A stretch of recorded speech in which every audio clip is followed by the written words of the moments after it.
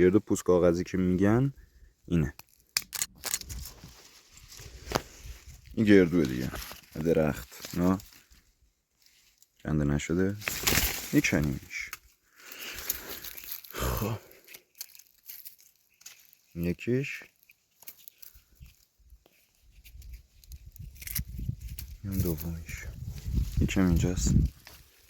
ستا رو میچینم.